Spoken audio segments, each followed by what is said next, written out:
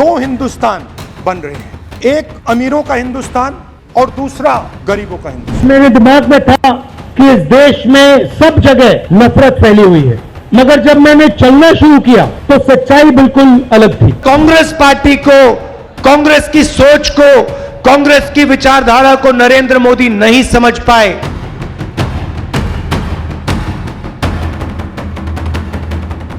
दो हिंदुस्तान बन रहे हैं, एक अमीरों का हिंदुस्तान और दूसरा गरीबों का हिंदुस्तान।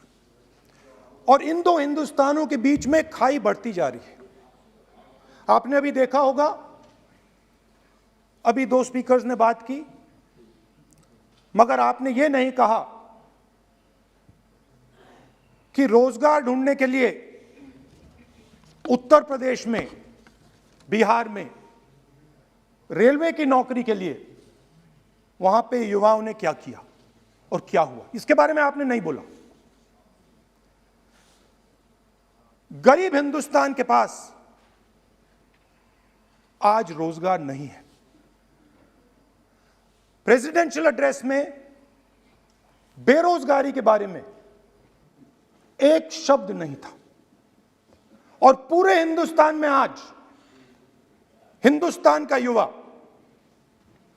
रोजगार ढूंढ रहा है।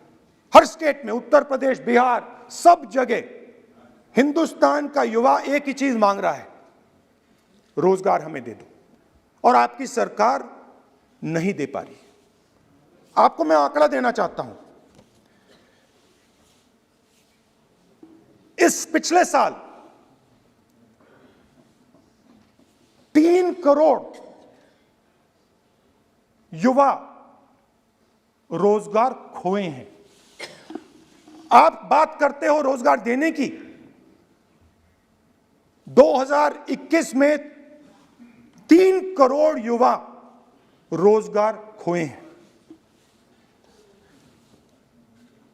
50 साल से सबसे ज्यादा बेरोजगारी आज हिंदुस्तान में है। आपने मेक इन इंडिया की बात की, स्टार्टअप इंडिया की बात की, मगर जो रोजगार हमें, हमारे युवाओं को मिलना चाहिए वो नहीं मिला, और जो था वो गायब हो गया।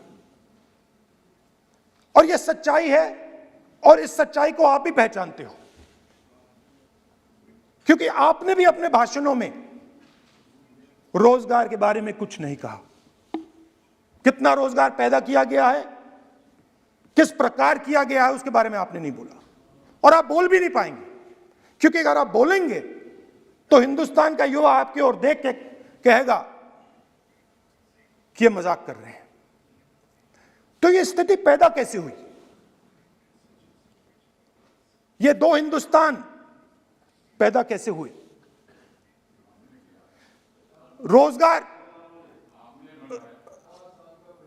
रोजगार स्मॉल और मीडियम इंडस्ट्री और जो हमारा इनफॉर्मल सेक्टर है उधर बनता है।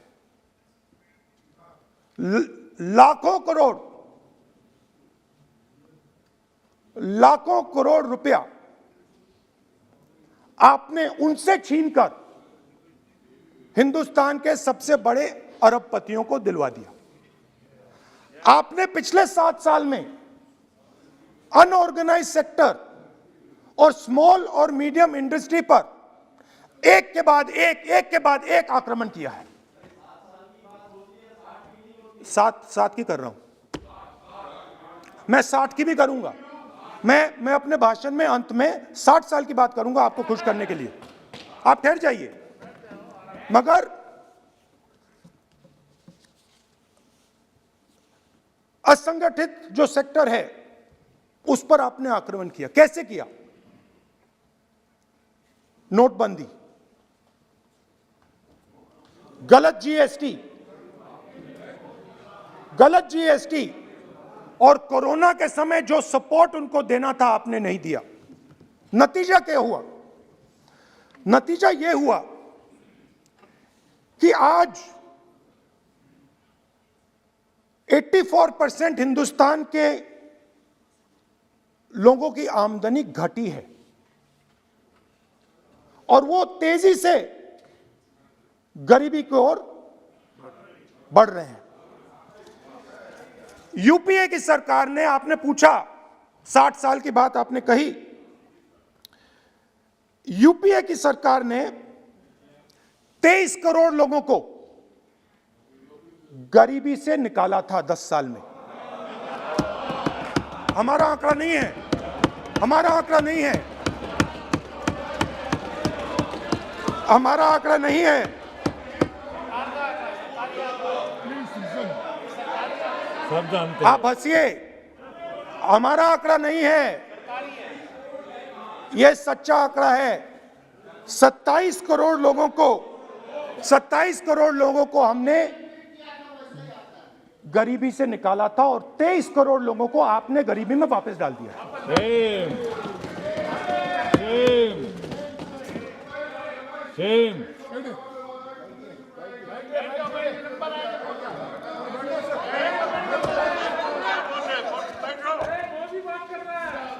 और हो क्या रहा है, फॉर्मल सेक्टर में मोनोपोलीज बन रही हैं।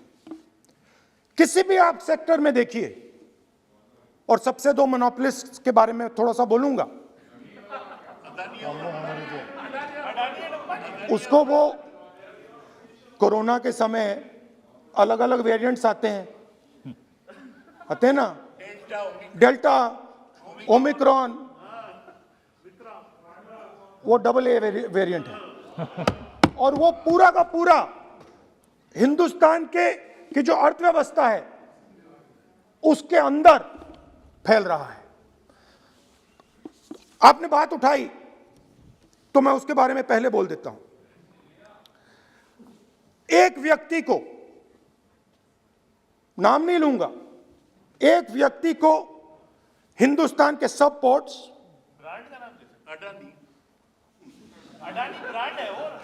ब्रांड, हिंदुस्तान के सब पोर्ट्स, हिंदुस्तान के सब एयरपोर्ट,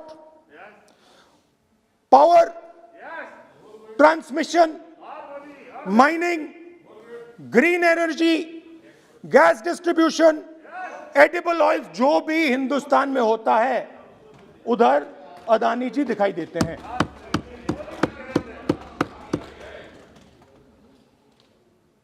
और दूसरी side Ambani ji petrochemicals, telecom, retail, e commerce में मोनोपोलियां।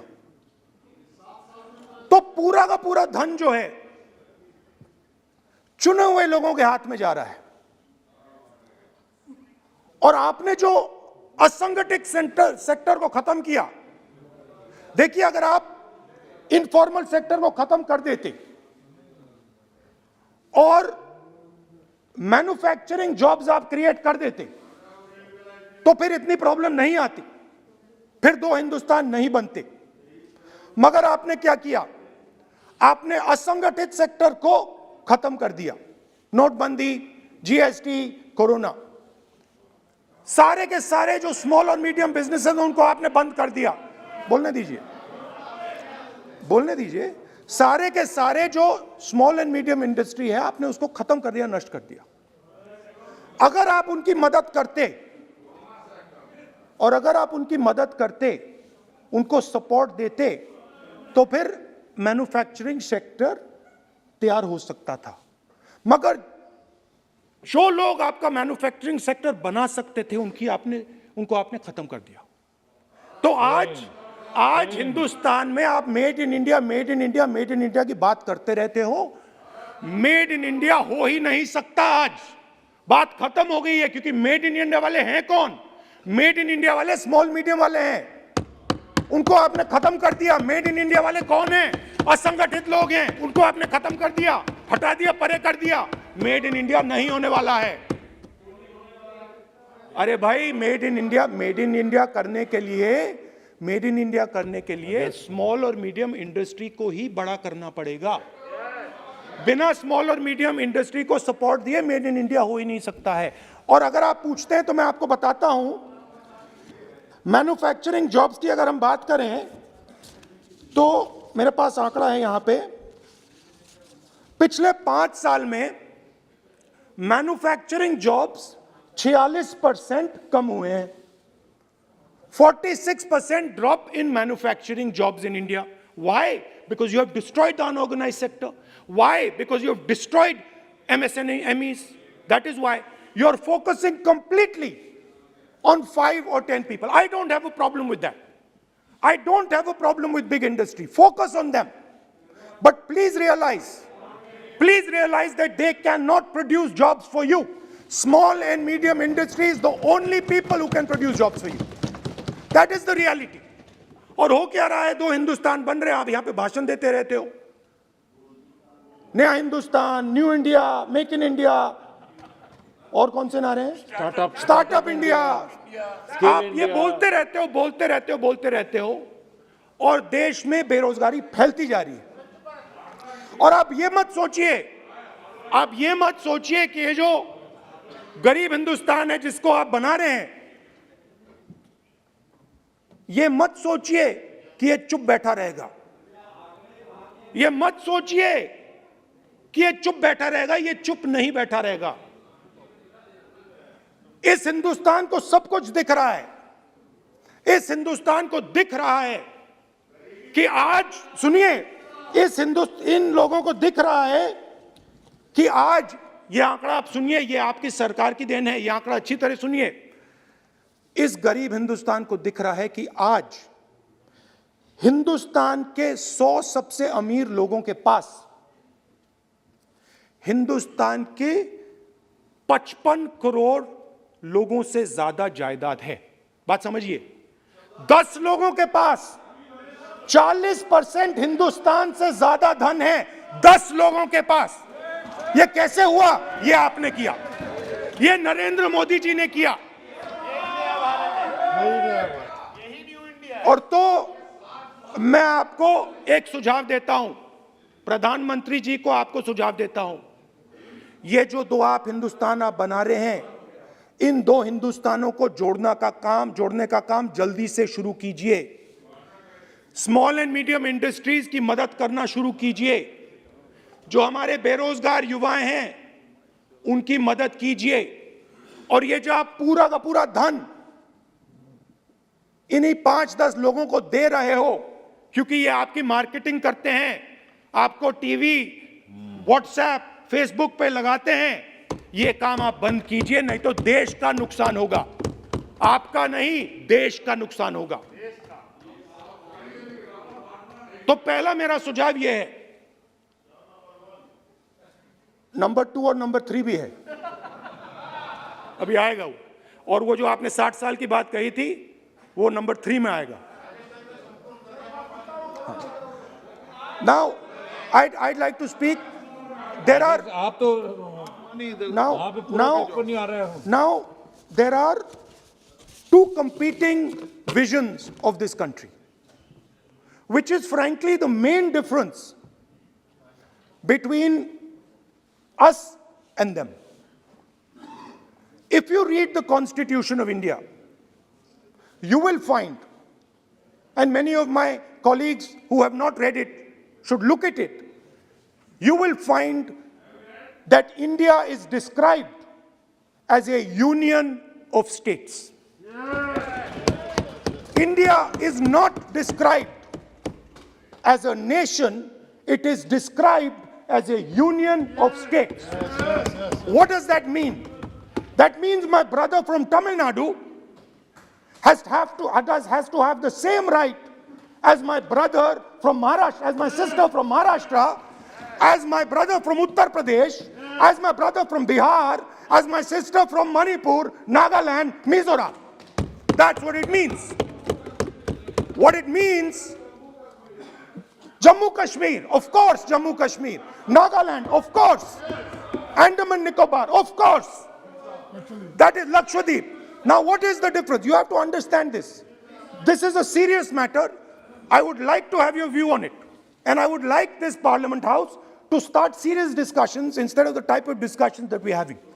That is why it is serious. It is serious, and I would like a serious response.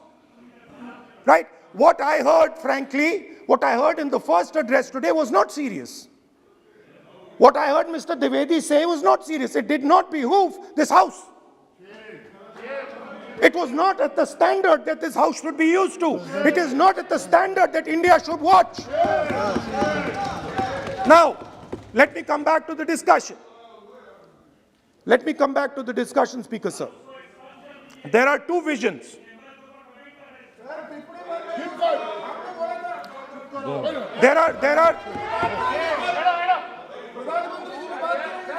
There are two visions of this country. One vision that it is a union of states, meaning it is a negotiation, meaning it is a conversation, meaning I go to my brother in Tamil Nadu and I say, what do you want? And he says, this is what I want. And then he asks me, what do you want? And I say, this is what I want. It is a partnership. It is not a kingdom. Remember that. You will never, ever in your entire life rule over the people of Tamil Nadu. It cannot be done. You will never, ever in your life rule over these other people. Please listen to what I'm saying.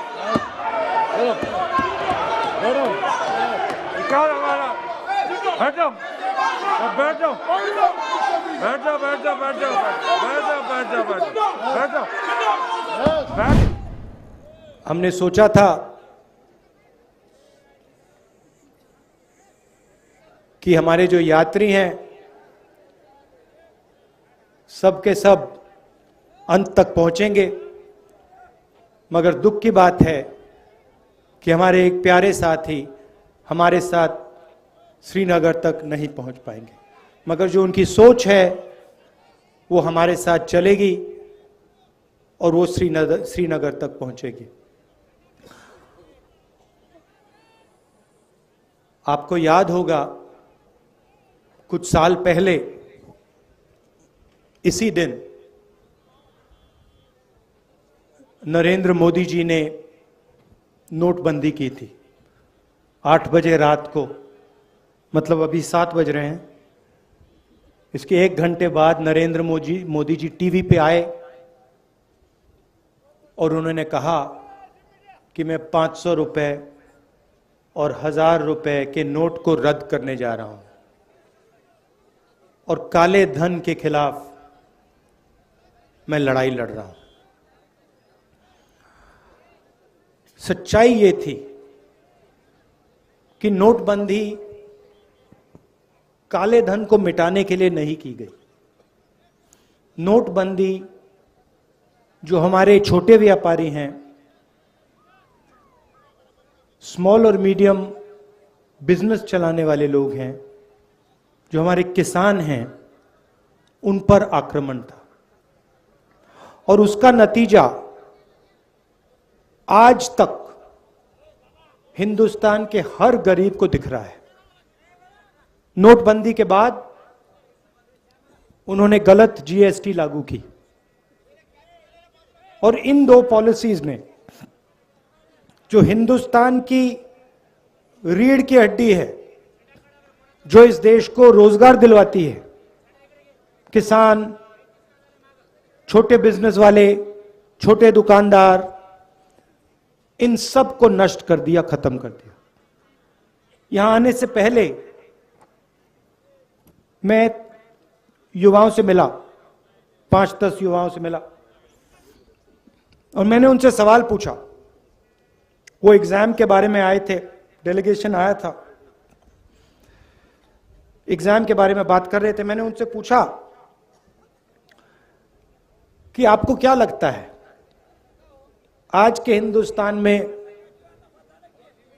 आपने पढ़ाई कर ली, university, college, school सब कुछ कर लिया, माता पिता ने आपकी शिक्षा में लाखों रुपए लगा दिए, आपको क्या लगता है आपको रोजगार मिलेगा?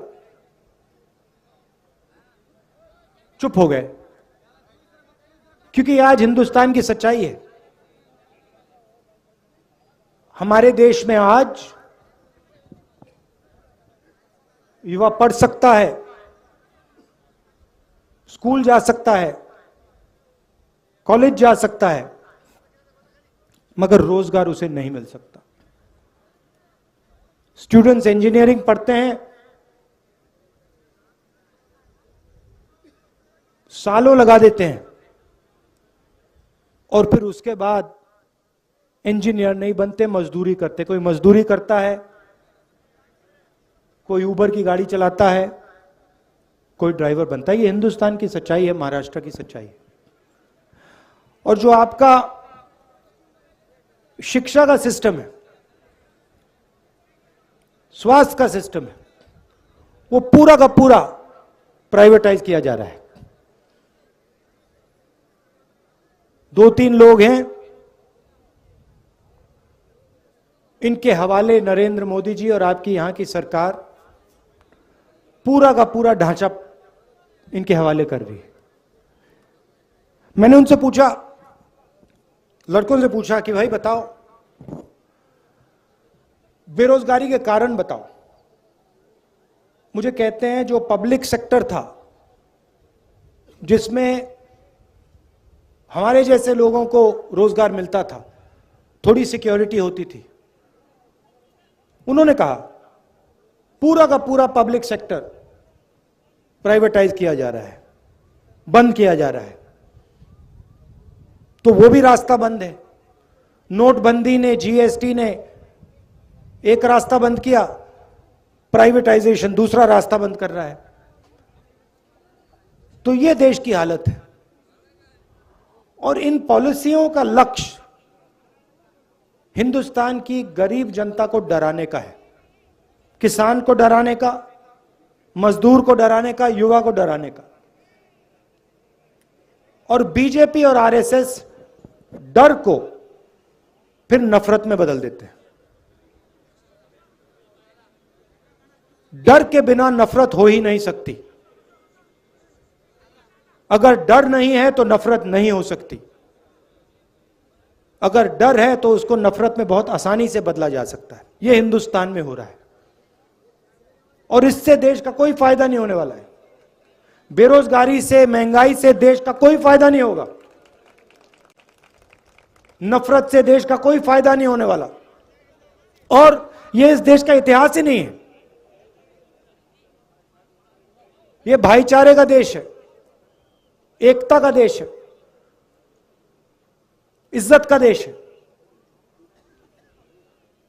इसीलिए हमने भारत जोड़ो यात्रा शुरू की।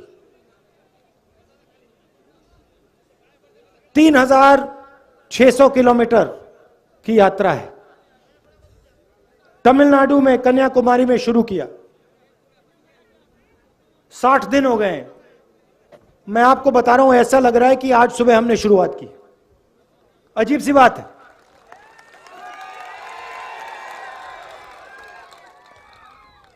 हमारे यात्री, उनसे आप पूछो, किसी को समझ नहीं आ रही बात।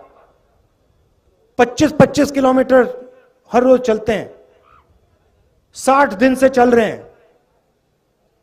अभी मैं भाषण दे रहा हूं, ऐसा लग रहा है कि 15 मिनट पहले मैंने शुरू किया है। ये हो क्या रहा है? आमतौर से आदमी सुबह उठता है, थकान नहीं होती, दिन भर काम करता है, शाम को थकान होती है ना? यहां अजीब सी बात है। यहां हम सुबह उठते हैं, थकान नहीं होती, 25 किलोमीटर चलते हैं, 25 किलोमीटर चलने के बाद थकान नहीं होती। मैंने सोचा ये हो क्या रहा है? जवाब बताऊं आपको। हम अपनी शक्ति का प्रयोग नहीं कर रहे। राहुल गांधी अपनी शक्ति का प्रयोग नहीं कर रहा। ये जो यात्री हैं, ये अपनी शक्ति का प्रयोग नहीं कर रहे हैं। हम सब आपकी शक्ति का प्रयोग कर रहे हैं। आप हमें पीछे से धकेल रहे हो। आपका प्यार हमें पीछे से धकेल रहा है। और ये आपका जो प्यार है, ये हमें श्रीनगर तक पहुंचाएगा। और वहां देखना, वहां मेरा भाषण देख लेना, वहां भी मैं यही कहूंगा कि मुझे समझ नहीं आया,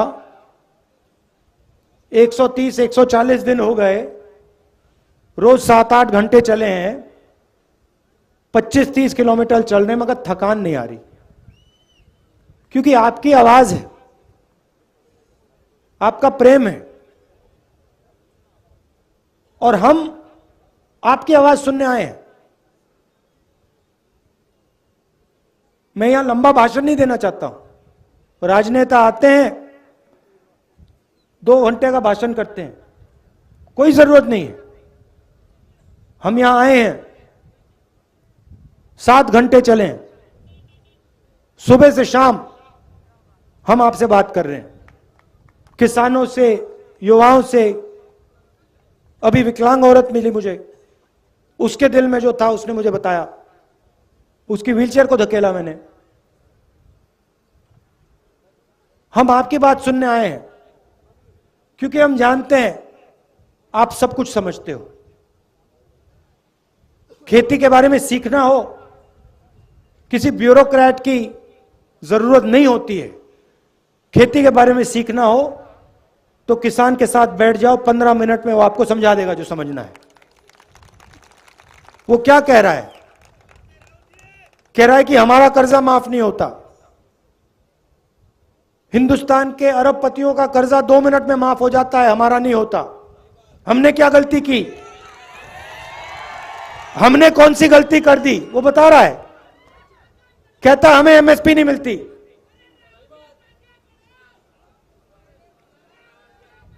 वो कह रहा है, आज मुझे बताया, एक किसान मिला, 20 मिनट मुझे उसने समझाया, जो नरेंद्र मोदी जी की जो बीमा योजना है इसके बारे में बताया। कहता है कि हम पैसा डालते हैं, सरकार पैसा डालती है, और सीधा का सीधा पैसा हिंदुस्तान के 2-3 सबसे बड़े अरबपतियों के जेब में जाता है। हमारा खेत बर्बाद होता है, आंधी आती है, तूफान आता है, हमारा खेत बर्बाद हो जाता है, तो ना हमें इंश्योरेंस कंपनी का फोन नंबर मिलता है, ना ऑफिस मिलता है, ना पैसा मिलता है। तो अगर किसानों से बात की 15 मिनट में, 20 मिनट में, वो समझा देंगे क्या हो रहा है। छोटे दुकानदार से बात करो, वो बता देगा नरेंद्र मोदी जी ने काले धन के खिलाफ लड़ाई लड़ी या छोटे बिजनेस वालों की हत्या कर दी, खत्म कर दिया, वो बता देगा 2 मिनट में। युवाओं से पूछो, वो कहेगा, युवा कहेगा कि भैया मुझे रोजगार नहीं मिल सकता, कुछ भी हो जाए, मैं जानता हूं मैं इंजीनियर नहीं बन सकता। यह देश की सच्चाई है और इसको बदलना है।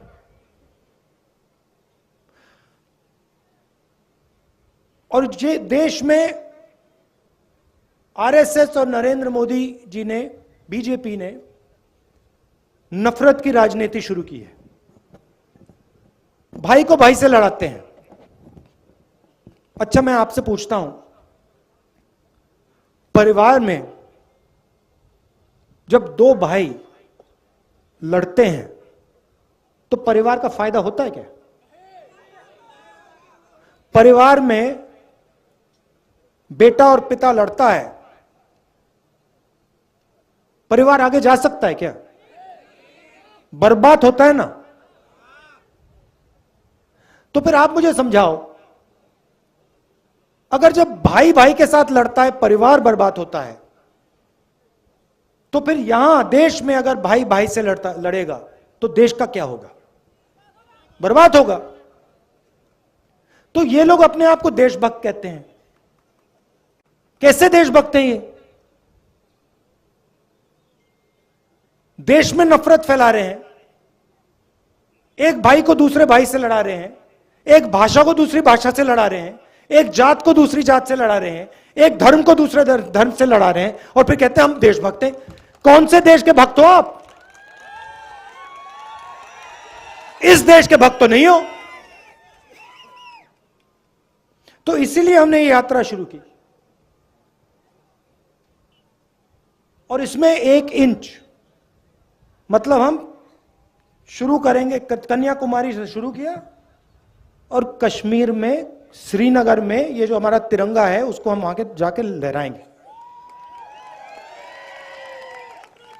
और आपने हमें इतनी शक्ति दी है, इतना प्यार दिया है, मैं आपको बता भी नहीं सकता। मैं यहां 3-4 घंटे बैठ जाऊं तब भी मैं आपको समझा नहीं सकता कि आपने मुझे कितना दिया है, कितना प्यार दिया है, कितनी शक्ति दी है। इसलिए मैं दिल से आपको धन्यवाद करना चाहता हूं, दिल से धन्यवाद करना चाहता हूं। और एक बार फिर आज दुख का दिन है। पांडे जी झंडा लिए चल रहे थे, झंडा लिए चल रहे थे, आखिरी सेकंड तक झंडा लिए चल रहे थे और फिर शहीद हुए। तो ये मीटिंग उनके याद में है। उनके परिवार को, हम सब का, पूरी कांग्रेस पार्टी का, हर कार्यकर्ता का, हर नेता का प्यार। और उनको मालूम होना चाहिए कि ये पूरी पार्टी, इस पार्टी का हर एक कार्यकर्ता, इस पार्टी का हर एक नेता आपके साथ है। आपको घबराने की कोई जरूरत नहीं। धन्यवाद।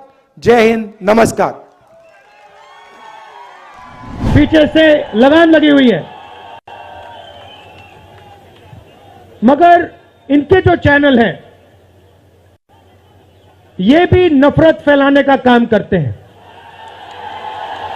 24 घंटा हिंदू मुस्लिम, हिंदू मुस्लिम, हिंदू मुस्लिम, हिंदू मुस्लिम, हिंदू मुस्लिम। ये सच्चाई नहीं है भाइयों और बहनों। मैं चला हूं कन्याकुमारी से यहां तक, ये सच्चाई नहीं है। ये मीडिया में चलाया जाता है, फैलाया जाता है। ये देश एक है। इन सड़कों पे लाखों लोगों से मिला हूं, सारे के सारे एक दूसरे से मोहब्बत करते हैं, प्यार करते हैं, गले लगते हैं। तो सवाल उठता है, क्योंकि ये नहीं कर रहे हैं। इनके पीछे जो शक्ति है, इनके पीछे जो शक्ति है वो कर रही है। तो सवाल उठता है ये क्यों हो रहा है, जब सच्चाई ये है कि देश का आम नागरिक, चाहे हिंदू हो, मुस्लिम हो, सिख हो, ईसाई हो, किसी भी जात का हो, वो एक दूसरे से प्यार करता है, मोहब्बत करता है, एक दूसरे की इज्जत करता है। 90% लोग इस देश के एक दूसरे से प्यार करते हैं, मोहब्बत करते हैं, इज्जत करते हैं। देखिए मेरे सामने, ये देखिए, घूम के देखिए, ये जैन मंदिर है, गुरुद्वारा है, मंदिर है, मस्जिद है। ये है हिंदुस्तान। ये सच्चाई है हिंदुस्तान की। और ये नई बात नहीं है, ये हजारों साल से इस देश की सच्चाई है। प्यार से ये देश मिलकर एक साथ रहा है। तो सवाल उठता है, ये जो मीडिया के लोग हैं, ये नहीं, जो इनके पीछे हैं, ये नफरत क्यों फैलाना चाहते हैं? आपने कभी पूछा अपने आप से कि मीडिया 24 घंटा कभी मोहब्बत की बात नहीं करेंगे? कभी आपने देखी है? कभी टीवी पे देखा कि देखो एक हिंदुस्तानी दूसरे हिंदुस्तानी से गले लग गया? कभी देखा? नहीं, कभी नहीं दिखेगा। सही बात है ना? सही बात, कभी नहीं दिखेगा। इसका कारण है भाइयों और बहनों, मैं आपसे पूछना चाहता हूं, आप में से किसी का कभी जेब काटा गया है? आपका जेब काटा गया? आपका जेब काटा गया? तो जब जेब काटा जाता है, आपका काटा गया ना, तो जब कोई आपका जेब काटता है तो वो क्या करता है? सबसे पहले उसे क्या करना पड़ता है? नहीं, ब्लेड तो बाद में आता है, मगर पहले क्या करता है? पहले वो आपके ध्यान को इधर करता है, आपके ध्यान को लेकर उधर ले जाता है। भाई और बहनों, ये जो करा जा रहा है, आपके ध्यान को हटाने के लिए किया जा रहा है। और ये 24 घंटा करते हैं और फिर आपकी जेब काटी जाती है। बढ़िया बढ़िया, क्योंकि सच्चाई है।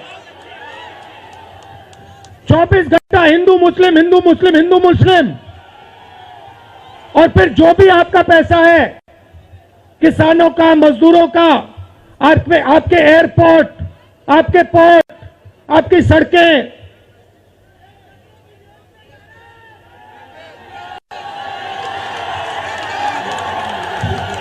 सीधा किसके जेब में? इनके मालिक के जेब में। इनको कौन चलाते हैं? नाम बताओ।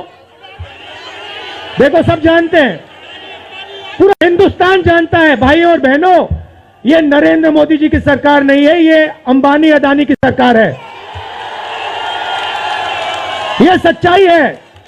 और ये पूरा लक्ष्य इनका आपके ध्यान को इधर से उधर, उधर से इधर करने का है। मैं 2800 किलोमीटर चला हूं, 2800। मुझे कहीं नफरत नहीं दिखी, कहीं हिंसा नहीं दिखी, कहीं मारपीट नहीं दिखी। मगर जब मैं इनका टेलीविजन खोलता हूं, 24 घंटे मुझे मारपीट, हिंसा, नफरत दिखाई देती है। क्यों? क्योंकि ये आपका ध्यान इधर से उधर ले जाना चाहते हैं। जो सच्चे मुद्दे हैं उस पे आपका ध्यान गलती से ना चला जाए। जैसे जब कोई आपकी जेब काटता है, वो चाहता है कि आपका ध्यान आपके जेब पे गलती से भी ना चला जाए। ये हो रहा है इस देश में। तो आपका ध्यान कहां जाना चाहिए? मैं आपको बताता हूं। सबसे पहले आपका ध्यान जो हिंदुस्तान के युवा हैं उनकी ओर जाना चाहिए। आप किसी भी युवा से पूछ लीजिए, वो आपको बताएगा, मैंने इंजीनियरिंग की, मैं डॉक्टर बनने के लिए पढ़ा, मैंने आईएएस के लिए तैयारी की, मैं जज बनने की कोशिश कर रहा था। पूछो क्या किया? पढ़ाई की, कितने साल की? स्कूल, कॉलेज, यूनिवर्सिटी सब पढ़ लिए, और फिर क्या हुआ? आज क्या करते हो? मजदूरी करता हूं, पकौड़े बनाता हूं।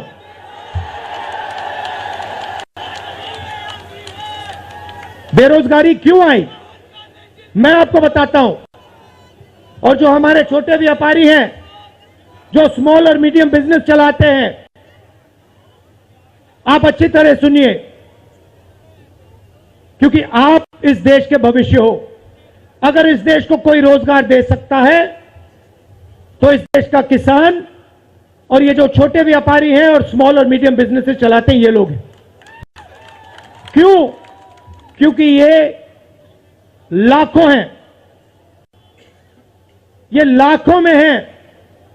और कोई 100 लोगों को रोजगार देता है, कोई 500 को देता है, कोई 1000 को देता है, कोई 25 को देता है, कोई 33 को देता है। और ये लोग देश को रोजगार देते हैं। अब इनकी बात करते हैं। ये 24 घंटे लगे रहते हैं। बैंक के दरवाजे इनके लिए बंद होते हैं।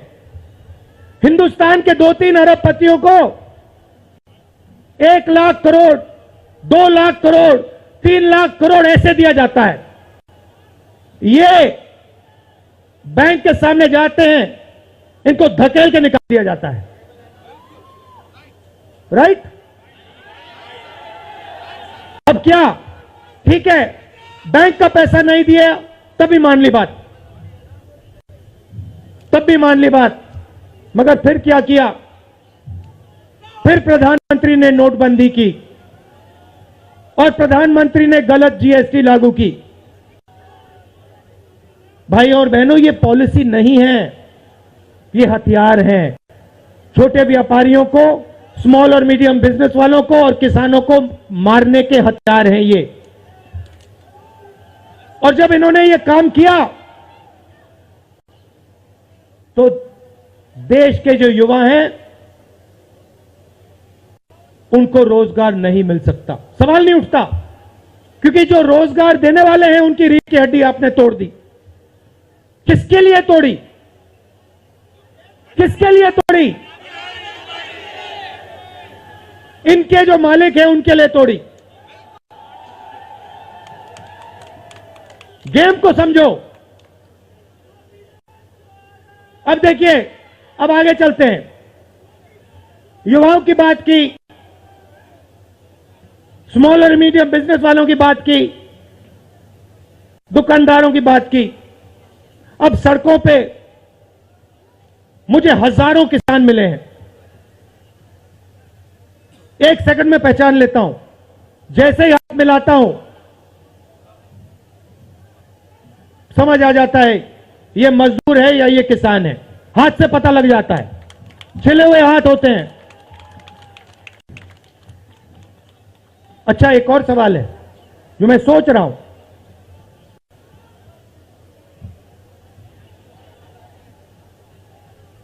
प्रेस वाले ने मुझे पूछा क्या आपको ठंड नहीं लगती?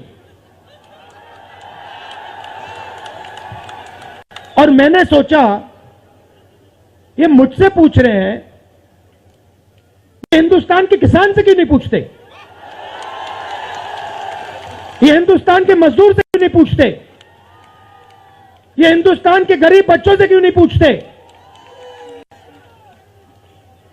फिर कहते देखो 2800 किलोमीटर चल लिए, कोई बड़ी बात नहीं है। पूरा हिंदुस्तान चलता है, जिंदगी भर चलता है। किसान चलता है, मजदूर चलता है, फैक्ट्री में जो काम करते हैं वो चलते हैं। तो हमने ये कोई बड़ा काम नहीं किया भाइयों और बहनें, पूरा हिंदुस्तान करता है, रोज करता है। हम 2800 किलोमीटर चलते हैं, किसान शायद जिंदगी में 10,000, 15,000, 20,000 चल लेता है।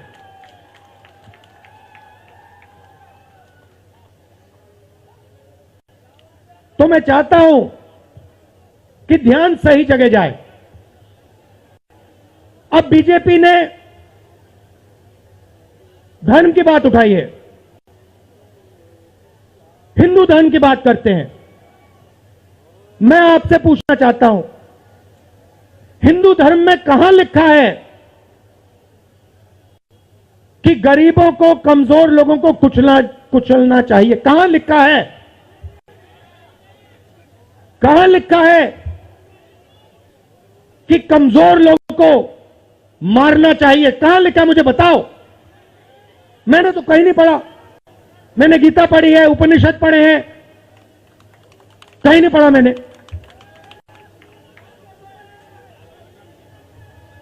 आपने पढ़ा कहीं? गले लगाने की बात होती है। अच्छा ठीक है, देखिए अब ये लोग देश में डर फैला रहे हैं। नफरत नहीं दिखी मगर डर दिखा। किसके दिल में डर? किसान के दिल में, युवाओं के दिल में, छोटे दुकानदारों के दिल में, स्मॉल और मीडियम बिजनेस जो चलाते हैं उनके दिल में, माताओं बहनों के दिल में। मुझसे कहती है राहुल जी, बीजेपी की सरकार में हम तो सड़क पर, शाम को सड़क पर नहीं निकल सकते। तो डर फैला दिया है। सही? सही? अच्छा, आपने शिव जी की फोटो देखी है? उसमें उनका हाथ ऐसे देखा आपने? इसको क्या कहते हैं? इसको क्या कहते हैं? इसको अभय मुद्रा कहते हैं। इसका मतलब क्या होता है? इसका मतलब होता है डरो मत। तो शिव जी कहते हैं डरो मत, हिंदू धर्म कहता है डरो मत, और ये लोग 24 घंटा इस देश में डर फैलाने की कोशिश करते हैं। अच्छा, एक और मजे की बात बताता हूं आपको। मैं सोच रहा था, आपने ये यात्रा देखी होगी, इसमें आपको हिंसा दिखी? कहीं नहीं दिखी? किसी ने किसी को मारा? किसी ने गाली दी? नहीं। आपने इसमें नफरत देखी? बिल्कुल नहीं। इसमें किसी ने यह पूछा भैया तुम्हारा धर्म क्या है? किसी ने कहा भाई तुम हिंदू हो, मुसलमान हो, सिख हो, ईसाई हो, क्या हो? जब नरेंद्र मोदी जी 2014 का चुनाव लड़ रहे थे, जब वो 2019 का चुनाव लड़ रहे थे तो उन्होंने एक नारा दिया था, आपको याद होगा, कांग्रेस मुक्त भारत। याद है आपको? याद है ना? ये कांग्रेस जो है ये एक संगठन नहीं है, ये एक राजनीतिक दल नहीं है, ये एक सोचने का और जीने का तरीका है। एक तरफ आरएसएस और बीजेपी और दूसरी तरफ कांग्रेस पार्टी, ये दो सोचने और जीने के तरीके हैं। बीजेपी और आरएसएस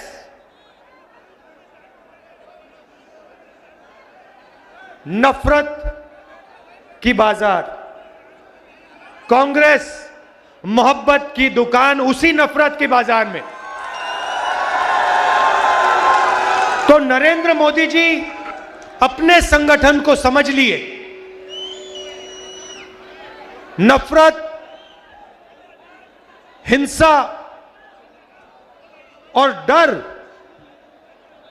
जो आरएसएस और बीजेपी के लोग फैलाते हैं, उसको नरेंद्र मोदी जी समझ गए, मगर कांग्रेस पार्टी को, कांग्रेस की सोच को, कांग्रेस की विचारधारा को नरेंद्र मोदी नहीं समझ पाए, क्योंकि इस देश से मोहब्बत को कोई भी नहीं मिटा सकता। ये हजारों साल से कोशिश कर रहे हैं। भाइयों और बहनों, ये लड़ाई नई नहीं है। ये मत सोचिए कि कांग्रेस पार्टी और बीजेपी के बीच में लड़ाई चल रही है ना, ये इस धरती पर हजारों सालों से यही लड़ाई चल रही है। वो नफरत फैलाते हैं, हम मोहब्बत फैलाते हैं। वो हिंसा करते हैं, वो हिंसा फैलाते हैं, हम अहिंसा फैलाते हैं। वो डरते हैं, हम नहीं डरते हैं।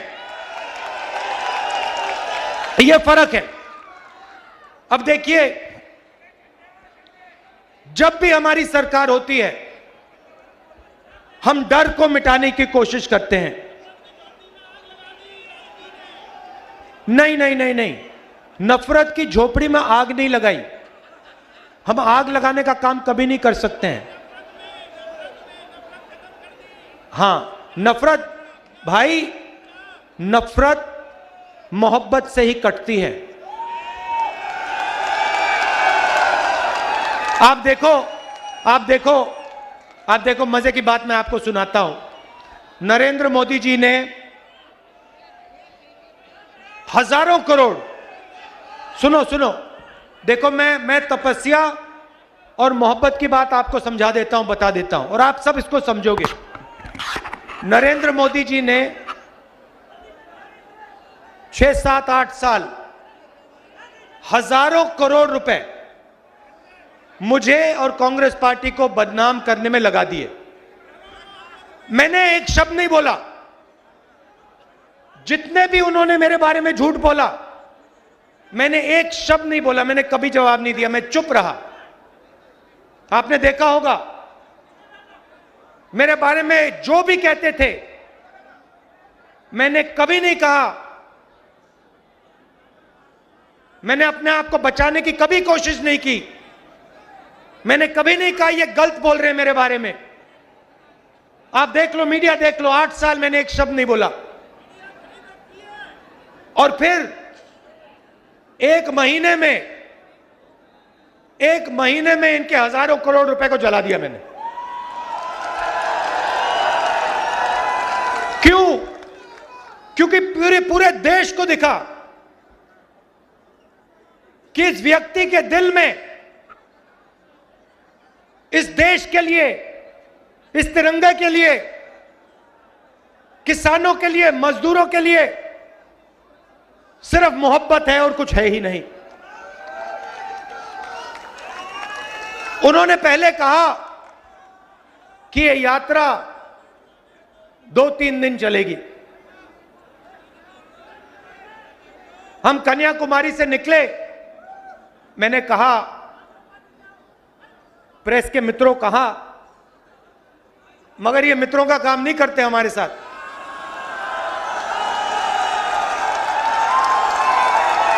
देखो देखो, पीछे पीछे घूम के देख रहे हैं, देखो। घबराइए मत, घबराइए मत, क्योंकि ये पूरी की पूरी भीड़ जानती है कि आपकी गलती नहीं है। आप पर लगाम बांधी हुई है, आप बंधे हुए हो। आपकी गलती नहीं, हम समझते हैं, आपकी मजबूरी है। आपको बच्चों को खाना खिलाना है, आपको तनख्वाह लेनी है, आपको भी जीना है, तो हम आपके खिलाफ नहीं हैं।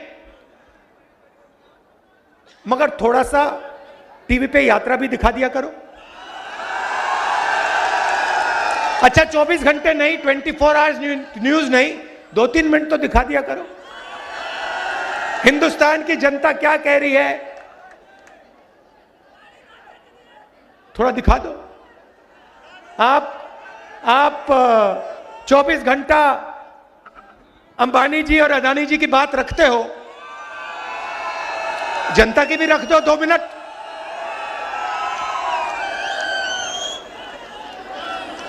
तो कहा 3 दिन चलेगी यात्रा, 3 दिन नहीं, ठहर जाओ, 3 दिन चलेगी।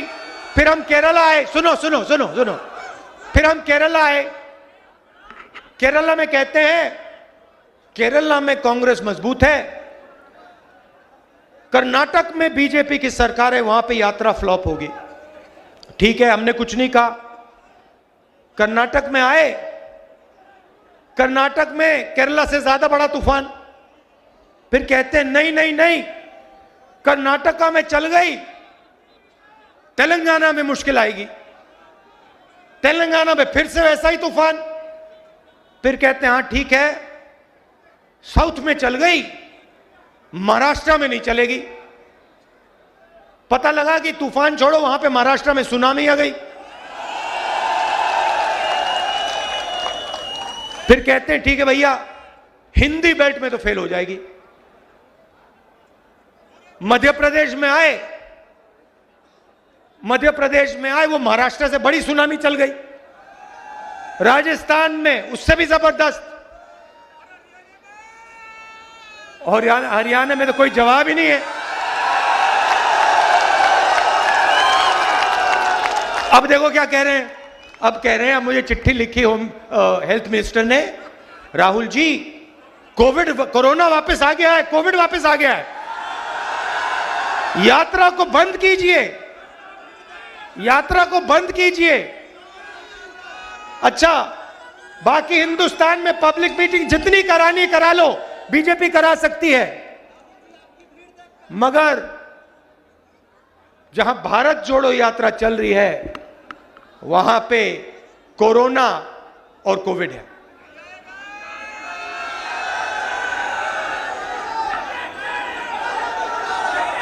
ये देखिए, ये कांग्रेस पार्टी की, हुड्डा जी ने कहा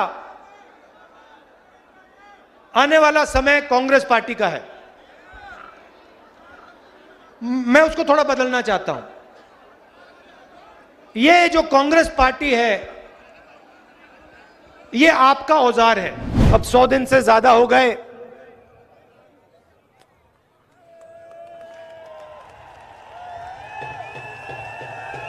देखो आपने बात याद दिला दी। मैं कुछ और कहने जा रहा था, आपने डाइवर्ट कर दिया। ये जो आपने किया, देखिए देखिए भैया, उनसे बात कर रहा हूं, पुलिस जी, जो आपने अभी ये किया ना, इसने मेरे दिमाग को थोड़ा डाइवर्ट कर दिया। मैं पहले कुछ और कहने जा रहा था, आप दूसरे रास्ते से निकलेंगे। यात्रा अब 100 दिन से चल रही है।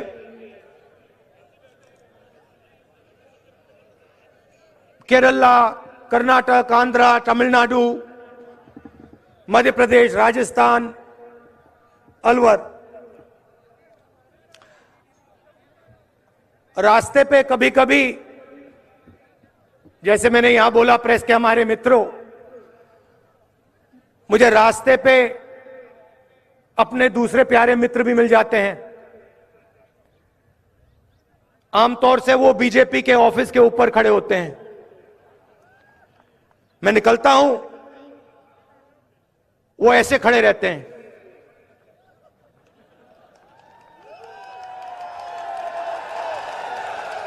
और मैं क्या करता हूं, मैं देखता हूं, पहले मैं उनसे यूं करता हूं, हाथ ऐसे रखते हैं। राहुल गांधी को वेव नहीं कर सकते, करना चाहते हैं मगर अलाउ नहीं है। मैं थोड़ा और करता हूं, फिर उनमें से एक दो यहां से हाथ हिला के यूं कर देते हैं, और फिर मैं आमतौर से जो आपने मुझे किया मैं करता हूं। कभी कभी वो देख के ऐसे करते हैं कि बात नहीं कर सकते ना, आते नहीं है, मना है। मैं नफरत नहीं करता उनसे, विचारधारा के खिलाफ लड़ता हूं, मगर वो अच्छे लगते हैं मुझे, सारे जीव अच्छे लगते हैं। तो कभी कभी वो यूं करते हैं, मतलब क्या कर रहे हो तुम, क्या कर रहे हो? कन्याकुमारी से लेकर श्रीनगर जा रहे हो। उनके नेता कभी कहते हैं राहुल गांधी क्यों चल रहा है। ये मेरे दिमाग में था, थोड़ी देर के लिए मैं सोच रहा था ये मैं कर क्या रहा हूं। पैदल चल रहा हूं, लोगों से मिल रहा हूं, गले लग रहा हूं, क्या कर रहा हूं? और जवाब मिल गया।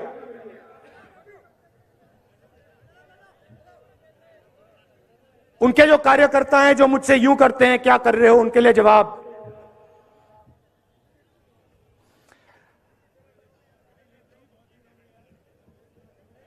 नफरत के बाजार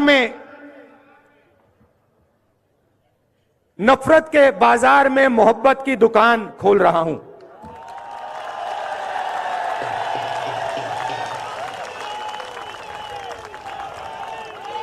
आप मुझसे नफरत करो, आप मुझे गाली दो, यह आपके दिल की बात है। आपका बाजार नफरत का, मेरी दुकान मोहब्बत की। और मैं सिर्फ अपनी बात नहीं कर रहा हूं, यह मत सोचिए कि यह सिर्फ राहुल गांधी बोल रहा है। यह पूरा का पूरा जो संगठन है जिसने इस देश को आजादी दी। हम कौन होते हैं? महात्मा गांधी जैसे लोग, जवाहरलाल नेहरू, सरदार पटेल, अंबेडकर जी, आजाद, इन सब ने नफरत के बाजार में मोहब्बत की दुकान खोली थी। यही हम करते हैं। तो यह है मेरा जवाब बीजेपी के सब लोगों को। आइए आप भी नफरत के बाजार में मोहब्बत की दुकान खोलना शुरू कीजिए। अंत में आपको करना पड़ेगा, क्योंकि हमारा धर्म, हमारा देश मोहब्बत का देश है, नफरत का नहीं है।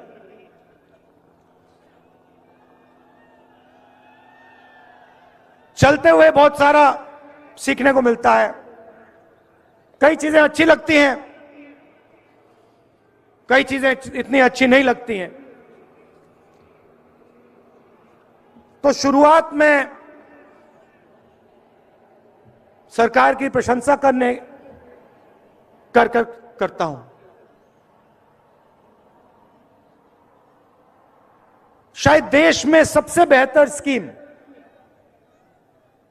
गरीबों के लिए राजस्थान में है।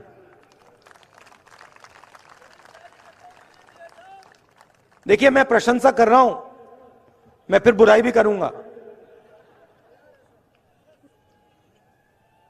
सच बोलूंगा मैं। तो चलते हुए महाराष्ट्र में, बाकी स्टेट्स में रास्ते पे लोग मिलते थे, कहते थे हमारे को किडनी का ट्रांसप्लांट करवाना है, पैसा नहीं है।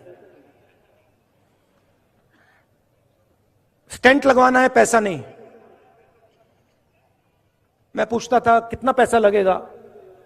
50 लाख रुपए लगेंगे। हमारे पास नहीं है, हम किसान हैं, कहां से आएगा? सब जगह ये होता था। अजीब सी बात है, राजस्थान में ये नहीं हो रहा है।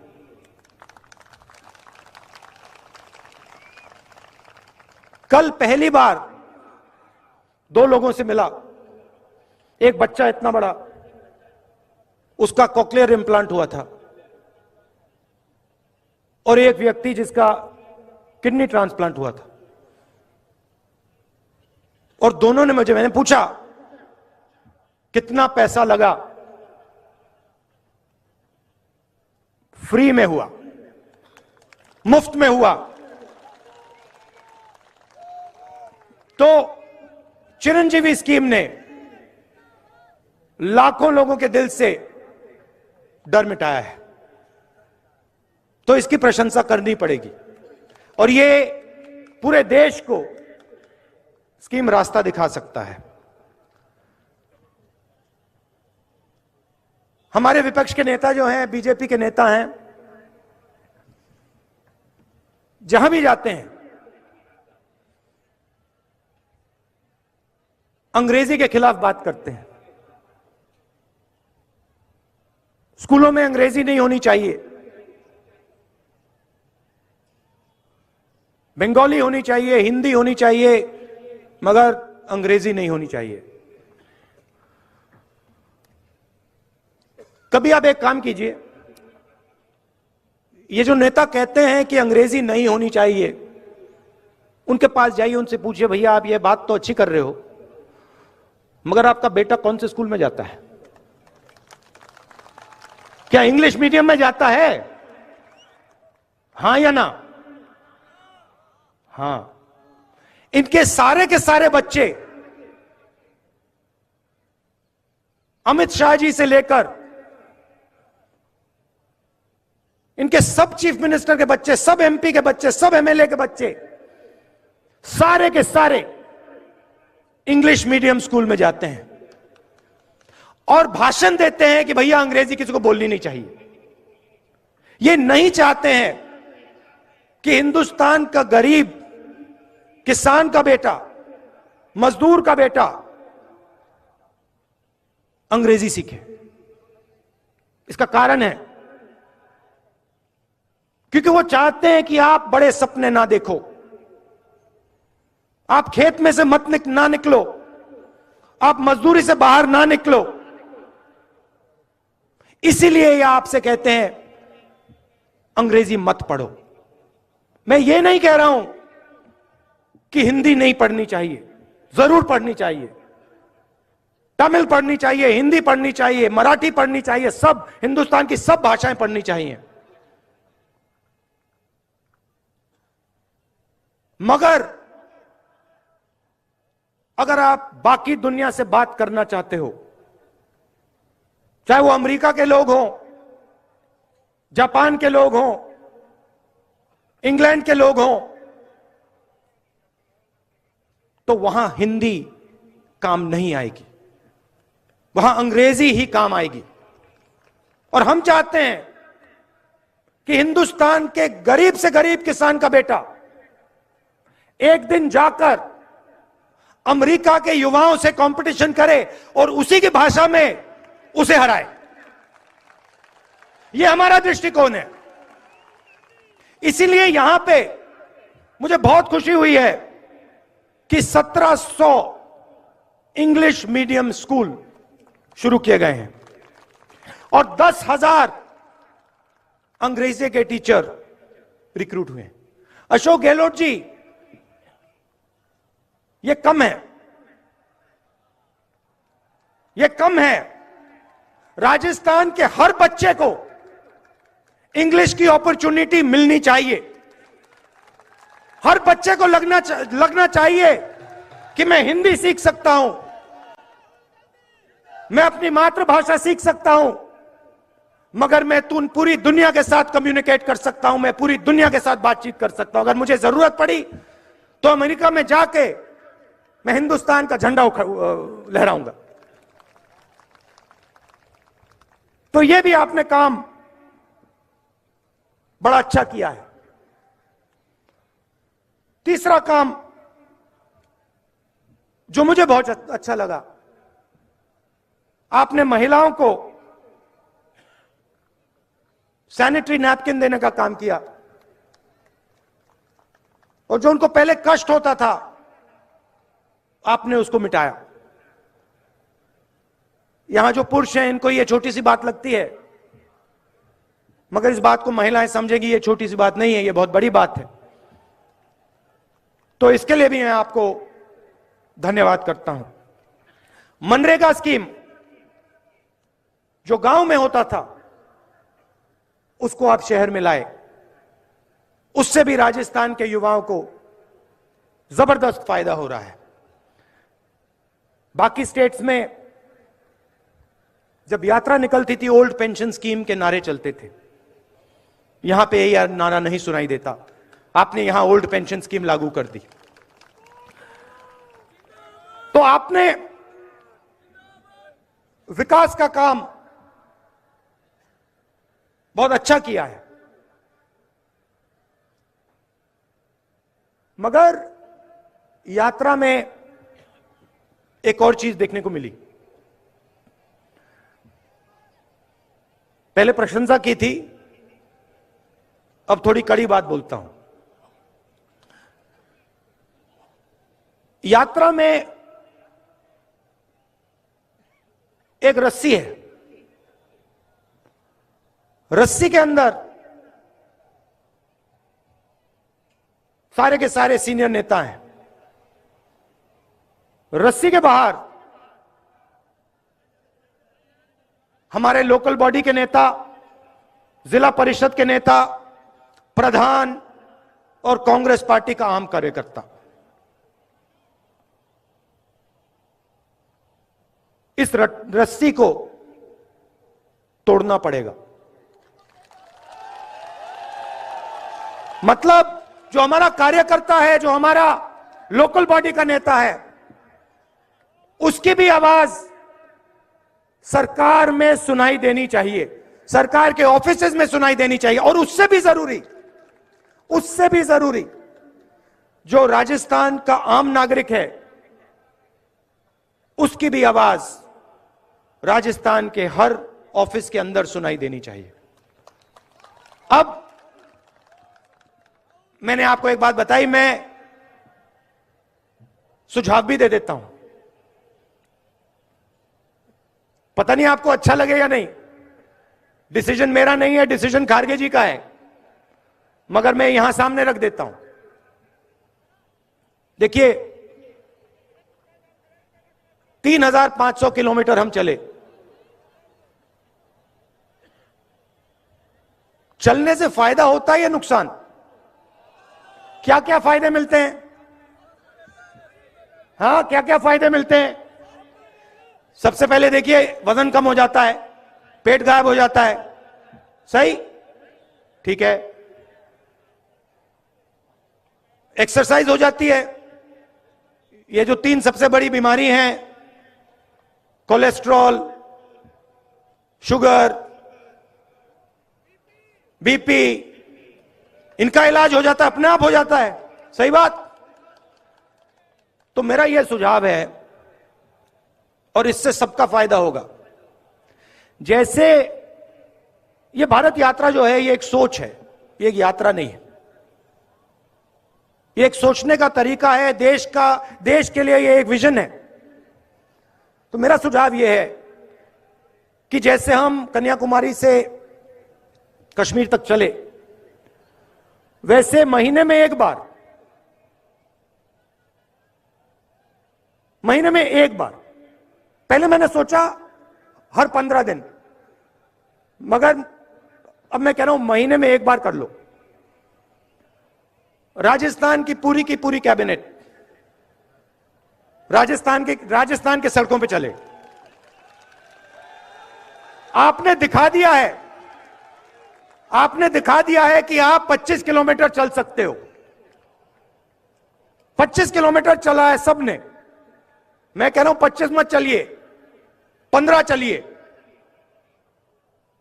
हर महीने एक दिन चुन लीजिए। आपके 30 मंत्री हैं, 33 डिस्ट्रिक्ट हैं।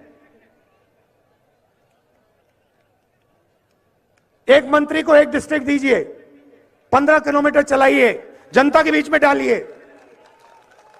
सारे के सारे, ये देखो मजा आया ना। इसमें होता क्या है मैं आपको बताऊं।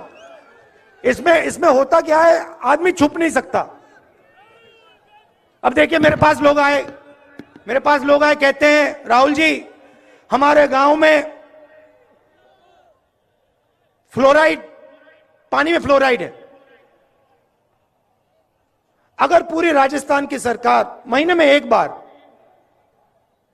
मैं हर रोज नहीं कह रहा हूं, महीने में एक बार चल ले, तो जो भी लोगों की कठिनाई होगी वो यात्रा में आकर आपके पास सीधा आ जाएंगे और आप उनकी मदद कर पाओगे।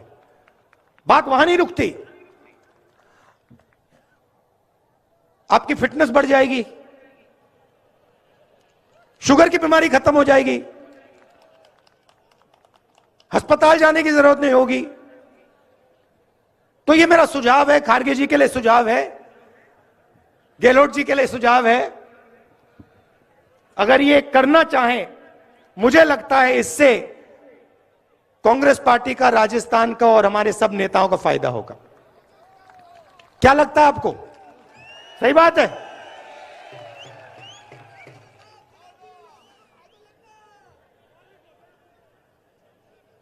आपने यात्रा में, अभी आपने कहा जयराम, अब किसी ने कहा कि तकरीबन 3000 किलोमीटर चल लिए हैं। मैं आपको बताऊं, मुझे पता भी नहीं लगा।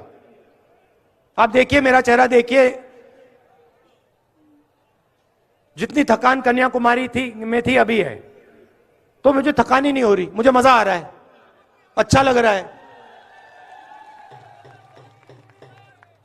और थकान क्यों नहीं हुई कि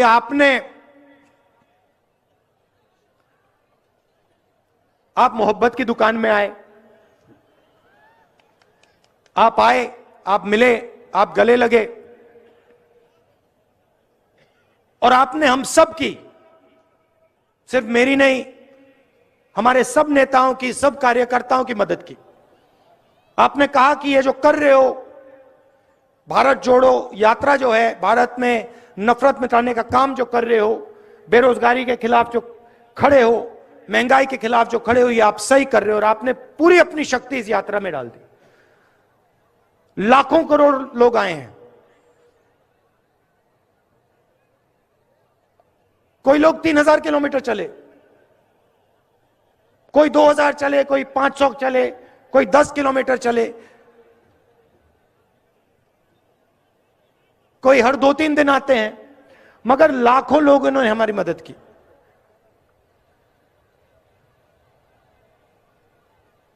हर रोज 6-7 घंटे हम चलते हैं।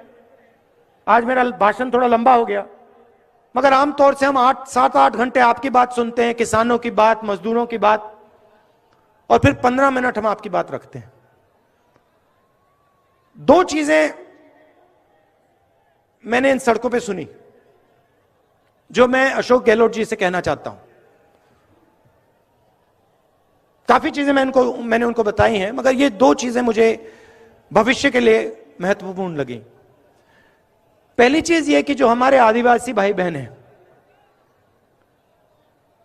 जो ट्राइबल बिल में उनको हक दिया गया है, जमीन का जो हक दिया गया है, उसको राजस्थान की सरकार जल्दी से जल्दी 100% इंप्लीमेंट करके दिखा दे।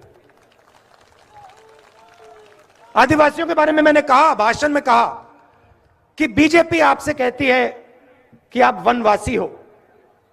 आप वनवासी नहीं हो, आप आदिवासी हो, आप हिंदुस्तान के ओरिजिनल मालिक हो। और इसीलिए यह आपका हक है और यह काम कांग्रेस पार्टी को राजस्थान में, बाकी देश में कर देना चाहिए। बिल बहुत अच्छा है, बहुत लोगों को फायदा मिला, मगर लोग अभी छूट गए हैं और उनकी मदद होनी चाहिए। और दूसरी बात,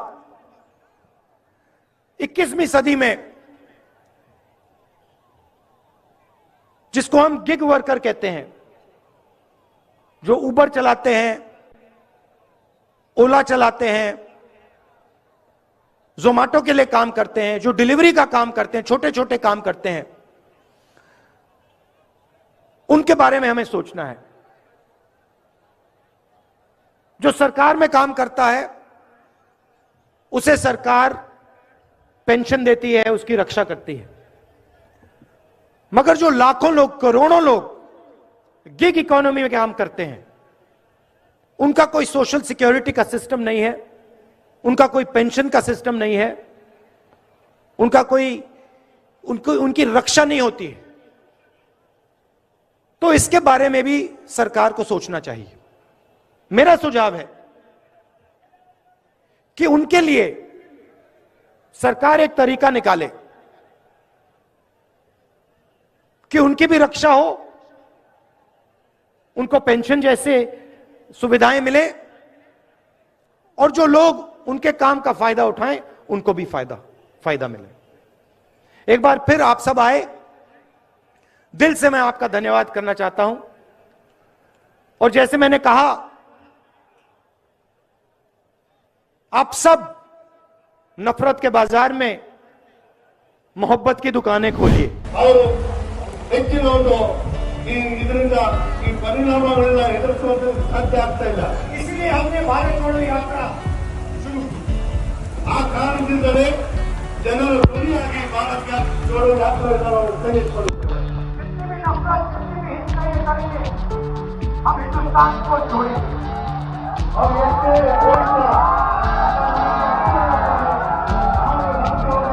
ಜನತೆ ಕಟ್ಟುವಂತ ಕೆಲಸ ಮಾಡುತ್ತೇವೆ। और बेरोजगारी का